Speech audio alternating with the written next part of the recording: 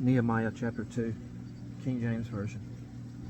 And it came to pass in the month Nisan, in the 20th year of Artaxerxes the king, that wine was before him. And I took up the wine and gave it unto the king.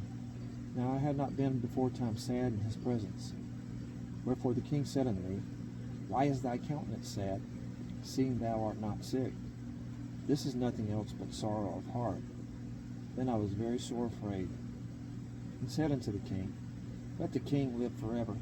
Why should not my countenance be sad, when the city, the place of my father's sepulchres, lieth waste, and the gates thereof are consumed with fire?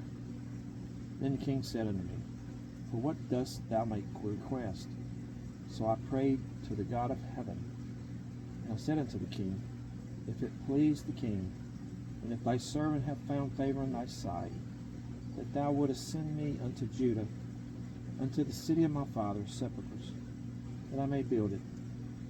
And the king said unto me, the queen also sitting by him, For how long shall thy journey be?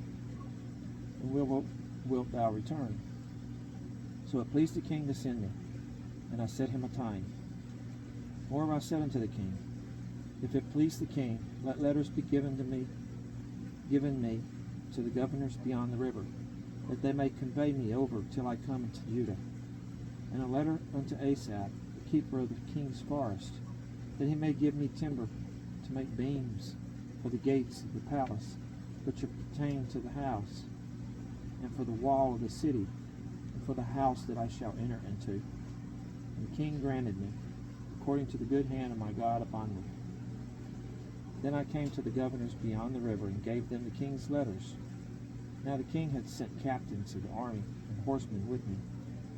When Sanballat the Horonite and Tobiah the servant, the Ammonite, heard of it, it grieved them exceedingly that there was come a man to seek the welfare of the children of Israel.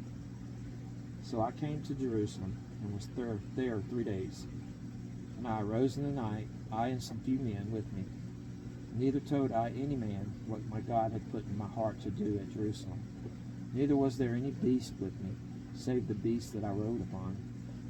And I went out by night by the gate of the valley, even before the dragon well, and to the dung port, and viewed the walls of Jerusalem, which were broken down, and the gates thereof were consumed with fire.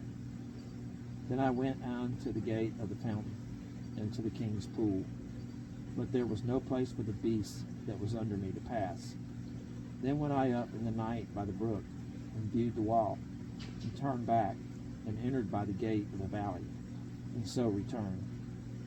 And the rulers knew not whither I went, nor what I did. Neither had I as yet told it to the Jews, nor to the priests, nor to the nobles, nor to the rulers, nor to the rest that did the work. Then said I unto them, Ye see the distress that we are in, how Jerusalem lieth waste, and the gates thereof are burned with fire.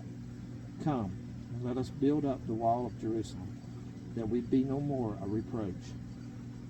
Then I told them of the hand of my God, which was good upon me, as also the king's words that he spoken unto me. And they said, Let us rise up and build. So they strengthened their hands for this good work. But when Sanballat the Horonite, and Tobiah the servant, the Ammonite, and Geshem the Arabian, heard it, they laughed us to scorn, and despised us, and said, What is this thing that ye do? Will ye rebel against the king? Then answer I them, and said unto them, The God of heaven, he will prosper us. Therefore we his servants will arise and build. But ye have no portion, nor right, nor memorial in Jerusalem,